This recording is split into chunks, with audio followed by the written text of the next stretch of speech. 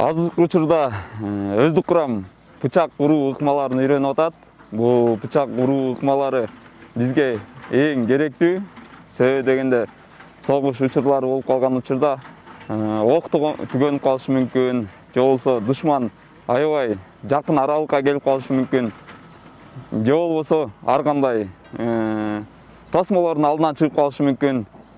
Ошол себептен биз бул бычак уруу ыкмаларын аябай өздөштүрүүнү ар дайым аракет кылып турабыз. Бул бычак урууну жогорку деңгээлде өздөштүрүү үчүн ар бир атайын бөлүктөрдөгү аскер кызматчылар өзү кызыгып, ар дайым практикалык түрдө машыгып туруш керек. Мен өзүм азыркы учурда ар кандай жакындан, алыстан, ар кандай аралыкта ыргытып сай алам. Бул ар бир аскер кызматчынын жөндөмдүүлүгүнө көз каранды. Мен бир ай аралыгында эле өздөштүрүп алдым.